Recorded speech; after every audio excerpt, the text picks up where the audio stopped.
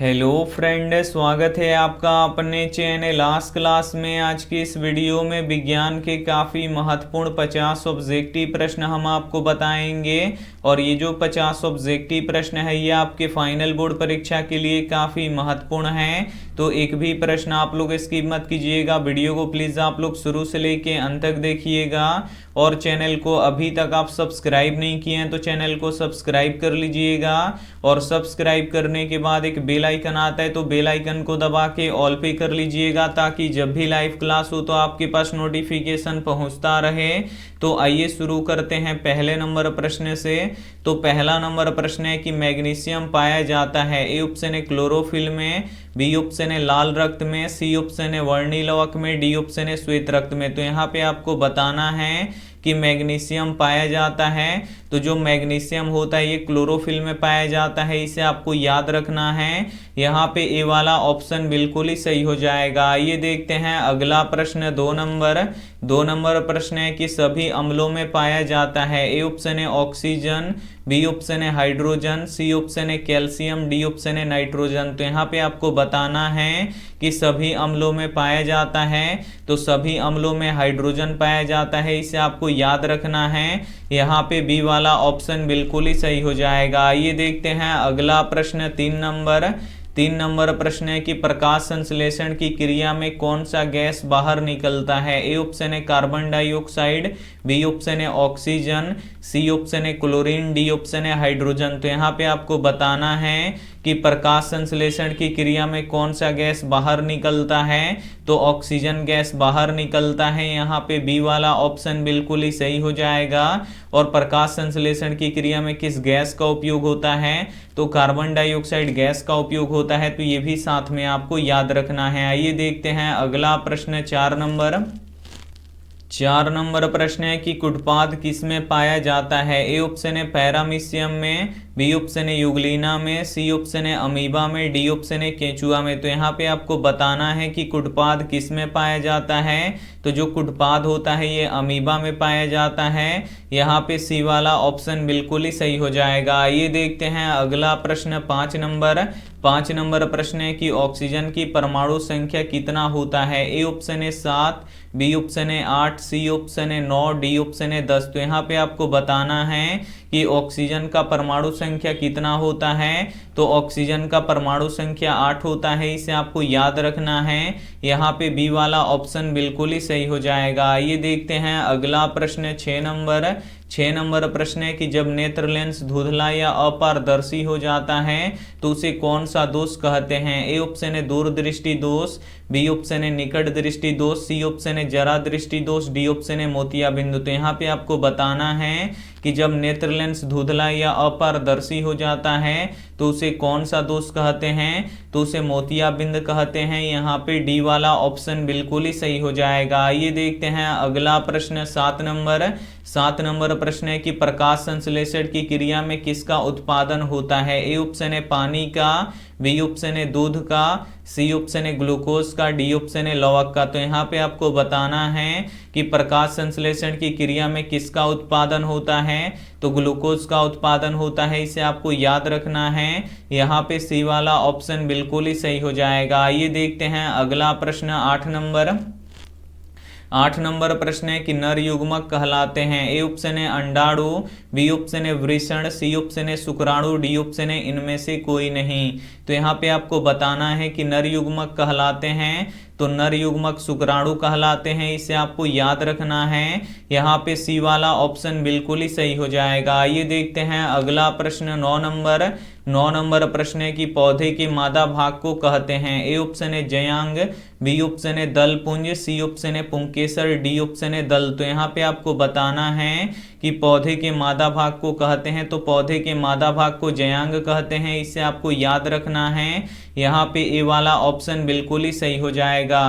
आइए देखते हैं अगला प्रश्न, 10 नंबर प्रश्न है कि जो दहन कर उष्मा उत्पन्न करते हैं उन्हें कहा जाता है। ए ऑप्शन है तापक, बी ऑप्शन है ईंधन, सी ऑप्शन है इंजन, डी ऑप्शन है इनमें से कोई नहीं। तो यहाँ पे आपको बताना है कि जो दहन कर उष्मा उत्पन्न करते हैं उन्हें कहा जाता है। तो उन्हें ईंधन कहा जाता है, इसे आपको याद रखना है। यहाँ पे बी वाला ऑप्शन बिल्कुल ही सही हो जाएगा। आइए देखते हैं अगला प्रश्न 11 नंबर। 11 नंबर प्रश्न है कि रक्त है, ए ऑप्शन है तरल संयोजी उत्तक, बी ऑप्शन है वास्तविक संयोजी उत्तक, सी ऑप्शन है कंकाल उत्तक, डी ऑप्शन है एडिपोज उत्तक। तो यहाँ पे आपको बताना है कि रक्त है, तो जो रक्त है ये एक तरल संयोजी उत्तक है, इसे आपको याद रखना है। यहाँ पे ए वाला ऑप्शन बिल्कुल ही सही हो जाएगा। ये देखते हैं अगला प्रश्न 12 नंबर। 12 नंबर प्रश्न है कि किस अम्ल के जमाव के कारण मांसपेशियों में थकावट या दर्द का अनुभव होता है। ए ऑप्शन है लैक्टिक अम्ल, बी ऑप्शन है ऑक्जेलिक अम्ल, सी ऑप्शन है एसिटिक अम्ल, डी ऑप्शन है टार्टरिक अम्ल। तो यहाँ पे आपको बताना है कि किस अम्ल के जमाव के कारण मांसपेशियों में थकावट या दर्द का अनुभव होता है। तो लैक्टिक अम्ल के कारण से होता है, इसे आपको याद रखना है। यहाँ पे ए वाला ऑप्शन बिल्कुल ही सही हो जाएगा। ये देखते हैं अगला प्रश्न 13 नंबर। 13 नंबर प्रश्न है कि निम्न में से कौन चुंबकीय पदार्थ नहीं है। ए ऑप्शन है लोहा, बी ऑप्शन है निकेल, सी ऑप्शन है पीतल, डी ऑप्शन है कोबाल्ट। तो यहाँ पे आपको बताना है कि निम्न में से कौन चुंबकीय पदार्थ नहीं है। तो जो यहाँ पे पीतल है ये चुंबकीय पदार्थ नहीं है, ये अचुंबकीय पदार्थ है। यहाँ पे सी वाला ऑप्शन बिल्कुल ही सही हो जाएगा। ये देखते हैं अगला प्रश्न 14 नंबर। 14 नंबर प्रश्न है कि शुद्ध जल कैसा होता है। ए ऑप्शन है अम्लीय, बी ऑप्शन है क्षारीय, सी ऑप्शन है उदासीन, डी ऑप्शन है इनमें से कोई नहीं। तो यहाँ पे आपको बताना है कि शुद्ध जल कैसा होता है। तो जो शुद्ध जल होता है ये उदासीन होता है। यहाँ पे सी वाला ऑप्शन बिल्कुल ही सही हो जाएगा। ये देखते हैं अगला प्रश्न 15 नंबर। 15 नंबर प्रश्न है कि कार्बन और हाइड्रोजन के संयोग से क्या बनता है। ए ऑप्शन है आयनिक यौगिक, बी ऑप्शन है हाइड्रोकार्बन, सी ऑप्शन है हैलोजन, डी ऑप्शन है अम्लराज। तो यहाँ पे आपको बताना है कि कार्बन और हाइड्रोजन के संयोग से क्या बनता है। तो कार्बन और हाइड्रोजन के संयोग से हाइड्रोकार्बन बनता है, इसे आपको याद रखना है। यहाँ पे बी वाला ऑप्शन बिल्कुल ही सही हो जाएगा। काफी महत्वपूर्ण 50 ऑब्जेक्टिव प्रश्न हम आपको बताएंगे, तो एक भी प्रश्न आप लोग स्किप मत कीजिएगा। वीडियो को प्लीज आप लोग शुरू से लेके अंत तक देखिएगा, और वीडियो को अभी तक आप लाइक नहीं किए हैं तो प्लीज आप लोग वीडियो को लाइक भी कर दीजिएगा। आइए देखते हैं अगला प्रश्न 16 नंबर। 16 नंबर प्रश्न है कि न्यूट्रॉन पर कौन सा आवेश रहता है। ए ऑप्शन है धन आवेश, बी ऑप्शन है ऋण आवेश, सी ऑप्शन है दोनों, डी ऑप्शन है आवेशहीन। तो यहाँ पे आपको बताना है कि न्यूट्रॉन पे कौन सा आवेश होता है। तो जो न्यूट्रॉन होता है इस पे कोई भी आवेश नहीं होता है, ये आवेशहीन होता है। यहाँ पे डी वाला ऑप्शन बिल्कुल ही सही हो जाएगा। ये देखते हैं अगला प्रश्न 17 नंबर। 17 नंबर प्रश्न है कि हमारे पेट में कौन सा अम्ल उत्पन्न होता है। ए ऑप्शन है सिट्रिक अम्ल, बी ऑप्शन है टार्टरिक अम्ल, सी ऑप्शन है हाइड्रोक्लोरिक अम्ल, डी ऑप्शन है इनमें से कोई नहीं। तो यहाँ पे आपको बताना है कि हमारे पेट में कौन सा अम्ल उत्पन्न होता है। तो हमारे पेट में हाइड्रोक्लोरिक अम्ल उत्पन्न होता है, इसे आपको याद रखना है। यहाँ पे सी वाला ऑप्शन बिल्कुल ही सही हो जाएगा। ये देखते हैं अगला प्रश्न 18 नंबर। 18 नंबर प्रश्न है कि विद्युत शक्ति का एसआई मात्रक क्या होता है। ए ऑप्शन है न्यूट्रॉन, बी ऑप्शन है वोल्ट, सी ऑप्शन है वाट, डी ऑप्शन है जूल। तो यहाँ पे आपको बताना है कि विद्युत शक्ति का एसआई मात्रक क्या होता है। तो विद्युत शक्ति का एसआई मात्रक वाट होता है। यहाँ पे सी वाला ऑप्शन बिल्कुल ही सही हो जाएगा। ये देखते हैं अगला प्रश्न 19 नंबर।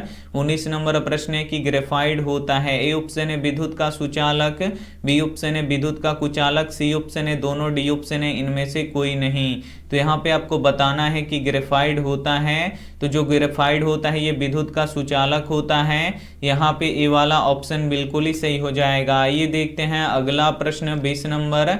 20 नंबर प्रश्न है कि शरीर का उत्सर्जी पदार्थ कौन सा है। ए ऑप्शन है पीत, बी ऑप्शन है यूरिया, सी ऑप्शन है लार, डी ऑप्शन है पेप्सिन। तो यहाँ पे आपको बताना है कि शरीर का उत्सर्जी पदार्थ कौन सा है। तो शरीर का उत्सर्जी पदार्थ यूरिया होता है, इसे आपको याद रखना है। यहाँ पे बी वाला ऑप्शन बिल्कुल ही सही हो जाएगा। ये देखते हैं अगला प्रश्न 21 नंबर।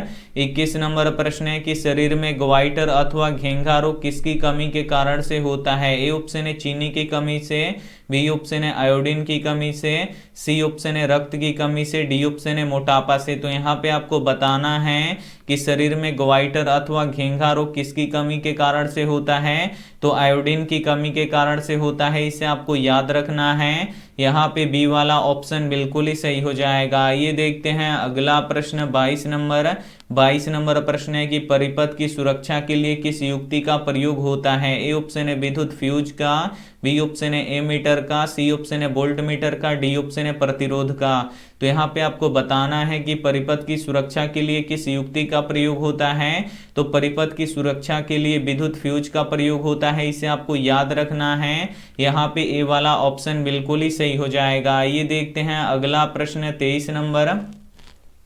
23 नंबर प्रश्न है कि आकाश का रंग नीला क्यों दिखाई देता है। ए ऑप्शन है वायुमंडलीय अपवर्तन के कारण, बी ऑप्शन है वर्ण विक्षेपण के कारण, सी ऑप्शन है प्रकाश के परावर्तन के कारण, डी ऑप्शन है प्रकाश के प्रकीर्णन के कारण। तो यहाँ पे आपको बताना है कि आकाश का रंग नीला क्यों दिखाई देता है, तो प्रकाश के प्रकीर्णन के कारण से दिखाई देता है, इसे आपको याद रखना है।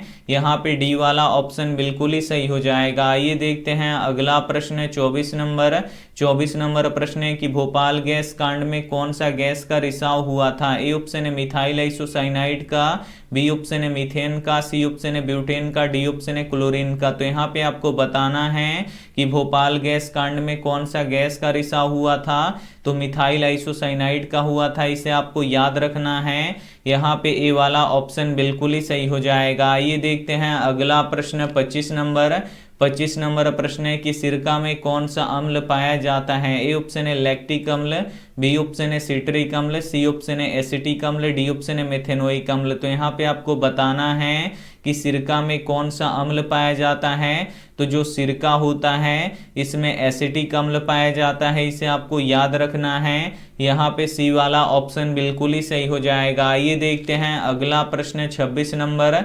26 नंबर प्रश्न है कि अंतर्राष्ट्रीय ओजोन दिवस किस दिन को मनाया जाता है। ए ऑप्शन है 5 जून को, बी ऑप्शन है 22 अप्रैल को, सी ऑप्शन है 16 सितंबर को, डी ऑप्शन है 3 दिसंबर को। तो यहाँ पे आपको बताना है कि अंतर्राष्ट्रीय ओजोन दिवस किस दिन को मनाया जाता है, तो 16 सितंबर को मनाया जाता है, इसे आपको याद रखना है। यहाँ पे सी वाला ऑप्शन बिल्कुल ही सही हो जाएगा। ये देखते हैं अगला प्रश्न 27 नंबर। 27 नंबर प्रश्न है कि आवृत्ति का एसआई मात्रक क्या होता है। ए ऑप्शन है हर्ट्ज, बी ऑप्शन है धारा, सी ऑप्शन है चुंबकीय क्षेत्र, डी ऑप्शन है बल। तो यहाँ पे आपको बताना है कि आवृत्ति का एसआई मात्रक क्या होता है, तो आवृत्ति का एसआई मात्रक हर्ट्ज होता है, इसे आपको याद रखना है।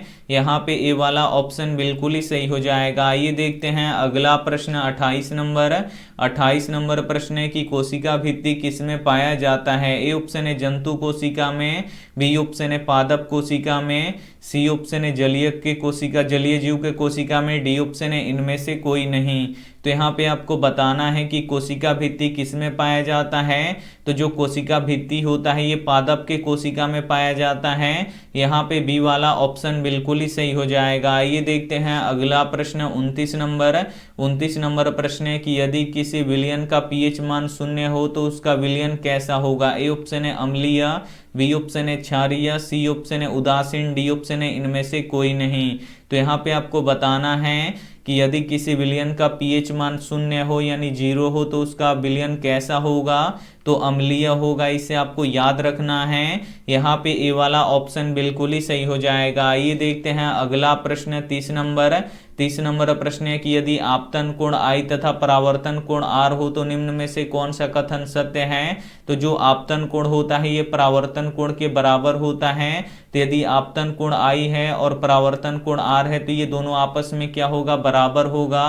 तो यहाँ पे ए वाला ऑप्शन बिल्कुल ही सही हो जाएगा। ये देखते हैं अगला प्रश्न 31 नंबर। 31 नंबर प्रश्न है कि वास्तविक सूर्यास्त और आभासी सूर्यास्त के बीच लगभग कितने समय का अंतर होता है। ए ऑप्शन है 1 मिनट का, बी ऑप्शन है 2 मिनट का, सी ऑप्शन है 3 मिनट का, डी ऑप्शन है 4 मिनट का। तो यहाँ पे आपको बताना है कि वास्तविक सूर्यास्त और आभासी सूर्यास्त के बीच लगभग कितने समय का अंतर होता है, तो 2 मिनट का अंतर होता है। यहाँ पे बी वाला ऑप्शन बिल्कुल ही सही हो जाएगा। ये देखते हैं अगला प्रश्न 32 नंबर। 32 नंबर प्रश्न है कि पराग कोश में पाए जाते हैं। ए ऑप्शन है दल पुंज, बी ऑप्शन है बाह्य दल, सी ऑप्शन है परागकण, डी ऑप्शन है स्त्री केसर। तो यहाँ पे आपको बताना है कि पराग कोश में पाए जाते हैं, तो पराग कोश में परागकण पाए जाते हैं, इसे आपको याद रखना है। यहाँ पे सी वाला ऑप्शन बिल्कुल ही सही हो जाएगा। ये देखते हैं अगला प्रश्न 33 नंबर। 33 नंबर प्रश्न है कि खतरे के सिग्नल में कौन से रंग का उपयोग किया जाता है। ए ऑप्शन है लाल रंग का, बी ऑप्शन है नीला रंग का, सी ऑप्शन है पीला रंग का, डी ऑप्शन है काला रंग का। तो यहाँ पे आपको बताना है कि खतरे के सिग्नल में कौन सा रंग का उपयोग किया जाता है। तो खतरे के सिग्नल में लाल रंग का उपयोग किया जाता है। यहाँ पे ए वाला ऑप्शन बिल्कुल ही सही हो जाएगा। ये देखते हैं अगला प्रश्न 34 नंबर। 34 नंबर प्रश्न है कि निम्न में से कौन सा पदार्थ बिना ज्वाला का जलता है। ए ऑप्शन है मोमबत्ती, बी ऑप्शन है किरोसिन, सी ऑप्शन है कोयला, डी ऑप्शन है मीथेन गैस। तो यहाँ पे आपको बताना है कि निम्न में से कौन सा पदार्थ बिना ज्वाला का जलता है। तो जो कोयला होता है ये बिना ज्वाला का जलता है। यहाँ पे सी वाला ऑप्शन बिल्कुल ही सही हो जाएगा। ये देखते हैं अगला प्रश्न 35 नंबर। 35 नंबर प्रश्न है कि आवेश के प्रवाह के दर को क्या कहते हैं। ए ऑप्शन है विद्युत शक्ति, बी ऑप्शन है विद्युत धारा, सी ऑप्शन है प्रतिरोध, डी ऑप्शन है विभवांतर। तो यहाँ पे आपको बताना है कि आवेश के प्रवाह के दर को क्या कहते हैं। तो आवेश के प्रवाह के दर को विद्युत धारा कहते हैं, इसे आपको याद रखना है। यहाँ पे बी वाला ऑप्शन बिल्कुल ही सही हो जाएगा। ये देखते हैं अगला प्रश्न 36 नंबर। 36 नंबर प्रश्न है कि किस प्रतिबिंब को पर्दे पे उतारा जा सकता है। ए ऑप्शन है काल्पनिक प्रतिबिंब को, बी ऑप्शन है वास्तविक प्रतिबिंब को, सी ऑप्शन है दोनों को, डी ऑप्शन है इनमें से कोई नहीं। तो यहाँ पे आपको बताना है कि किस प्रतिबिंब को पर्दे पे उतारा जा सकता है। तो वास्तविक प्रतिबिंब को पर्दे पर हम उतार सकते हैं। यहाँ पे बी वाला ऑप्शन बिल्कुल ही सही हो जाएगा। ये देखते हैं अगला प्रश्न 37 नंबर। 37 नंबर प्रश्न है कि दोपहर के समय सूर्य कैसा दिखाई देता है। ए ऑप्शन है लाल, बी ऑप्शन है श्वेत, सी ऑप्शन है नीला, डी ऑप्शन है बैगनी। तो यहाँ पे आपको बताना है कि दोपहर के समय सूर्य कैसा दिखाई देता है। तो दोपहर के समय सूर्य श्वेत दिखाई देता है। यहाँ पे बी वाला ऑप्शन बिल्कुल ही सही हो जाएगा। ये देखते हैं अगला प्रश्न 38 नंबर। 38 नंबर प्रश्न है कि पदार्थ की चौथी अवस्था क्या है। ए ऑप्शन है ठोस, बी ऑप्शन है द्रव, सी ऑप्शन है गैस, डी ऑप्शन है प्लाज्मा। तो यहाँ पे आपको बताना है कि पदार्थ की चौथी अवस्था क्या है। तो पदार्थ की चौथी अवस्था प्लाज्मा है, इसे आपको याद रखना है। यहाँ पे डी वाला ऑप्शन बिल्कुल ही सही हो जाएगा। ये देखते हैं अगला प्रश्न 39 नंबर। 39 नंबर प्रश्न है कि चुंबकीय क्षेत्र रेखाएं होती हैं। ए ऑप्शन है खुली वक्र, बी ऑप्शन है बंद वक्र, सी ऑप्शन है आयताकार, डी ऑप्शन है त्रिभुजाकार। तो यहाँ पे आपको बताना है कि चुंबकीय क्षेत्र रेखाएं होती हैं। तो चुंबकीय क्षेत्र रेखाएं बंद वक्र होती हैं, इसे आपको याद रखना है। यहाँ पे बी वाला ऑप्शन बिल्कुल ही सही हो जाएगा। ये देखते हैं अगला प्रश्न 40 नंबर। 40 नंबर प्रश्न है कि उदासीनीकरण की क्रिया में क्या बनता है। ए ऑप्शन है अम्ल, बी ऑप्शन है लवण, सी ऑप्शन है भस्म, डी ऑप्शन है लवण एवं जल। तो यहाँ पे आपको बताना है कि उदासीनीकरण की क्रिया में क्या बनता है। तो लवण एवं जल बनता है, इसे आपको याद रखना है। यहाँ पे डी वाला ऑप्शन बिल्कुल ही सही हो जाएगा। ये देखते हैं अगला प्रश्न 41 नंबर। 41 नंबर प्रश्न है कि नौरौरा नाभिकीय विद्युत संयंत्र किस राज्य में है। ए ऑप्शन है राजस्थान में, बी ऑप्शन है महाराष्ट्र में, सी ऑप्शन है उत्तर प्रदेश में, डी ऑप्शन है बिहार में। तो यहाँ पे आपको बताना है कि नौरौरा नाभिकीय विद्युत संयंत्र किस राज्य में है। तो ये उत्तर प्रदेश में है, इसे आपको याद रखना है। यहाँ पे सी वाला ऑप्शन बिल्कुल ही सही हो जाएगा। ये देखते हैं अगला प्रश्न 42 नंबर। 42 नंबर प्रश्न है कि प्रतिरोध का एसआई मात्रक क्या होता है। ए ऑप्शन है ओम, बी ऑप्शन है ओम मीटर, सी ऑप्शन है एम्पियर, डी ऑप्शन है वोल्ट। तो यहाँ पे आपको बताना है कि प्रतिरोध का एसआई मात्रक क्या होता है। तो प्रतिरोध का एसआई मात्रक ओम होता है, इसे आपको याद रखना है। यहाँ पे ए वाला ऑप्शन बिल्कुल ही सही हो जाएगा। ये देखते हैं अगला प्रश्न 43 नंबर। 43 नंबर प्रश्न है कि सीने बार किसका अयस्क है। ए ऑप्शन है पारा का, बी ऑप्शन है चांदी का, सी ऑप्शन है लोहा का, डी ऑप्शन है एल्यूमिनियम का। तो यहाँ पे आपको बताना है कि सीने बार किसका अयस्क है। तो जो सीने बार है ये पारा का अयस्क है, यहाँ पे ए वाला ऑप्शन बिल्कुल ही सही हो जाएगा। ये देखते हैं अगला प्रश्न 44 नंबर। 44 नंबर प्रश्न है कि अम्लीय वर्षा का पीएच मान कितना होता है। ए ऑप्शन है 5.6 से कम, बी ऑप्शन है 12 से अधिक, सी ऑप्शन है 7 से अधिक, डी ऑप्शन है 14 से कम। तो यहाँ पे आपको बताना है कि अम्लीय वर्षा का पीएच मान कितना होता है, तो 5.6 से कम होता है। यहाँ पे ए वाला ऑप्शन बिल्कुल ही सही हो जाएगा। आइए देखते हैं अगला प्रश्न 45 नंबर। 45 नंबर प्रश्न है कि 80% से अधिक कोशिका में क्या पाया जाता है। ए ऑप्शन है प्रोटीन, बी ऑप्शन है चर्बी, सी ऑप्शन है खनिज, डी ऑप्शन है जल। तो यहाँ पे आपको बताना है कि 80% से अधिक कोशिका में क्या पाया जाता है, तो जल पाया जाता है। यहाँ पे डी वाला ऑप्शन बिल्कुल ही सही हो जाएगा। ये देखते हैं अगला प्रश्न है 46 नंबर।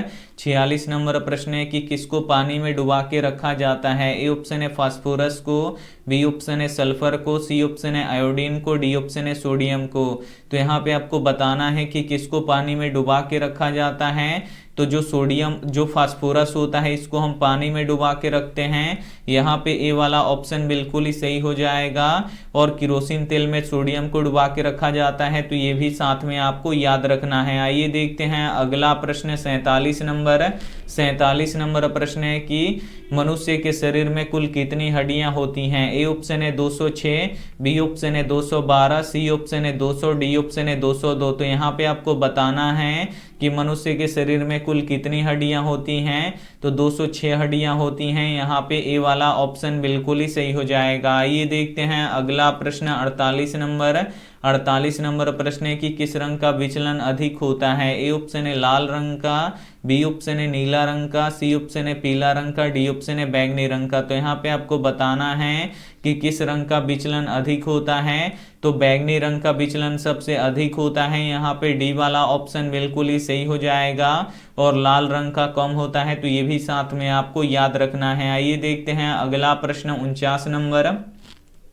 49 नंबर प्रश्न है कि मानव शरीर में रक्त का निर्माण कहाँ होता है। ए ऑप्शन है यकृत में, बी ऑप्शन है हार्मोन में, सी ऑप्शन है अस्थि मज्जा में, डी ऑप्शन है हृदय में। तो यहाँ पे आपको बताना है कि मानव शरीर में रक्त का निर्माण कहाँ होता है, तो अस्थि मज्जा में होता है, जिसे बोन मैरो बोला जाता है। यहाँ पे सी वाला ऑप्शन बिल्कुल ही सही हो जाएगा। ये देखते हैं अंतिम प्रश्न 50 नंबर। 50 नंबर प्रश्न है कि 1 एचपी किसके बराबर होता है। ए ऑप्शन है 746 वाट के, बी ऑप्शन है 736 वाट के, सी ऑप्शन है 767 वाट के, डी ऑप्शन है 800 वाट के।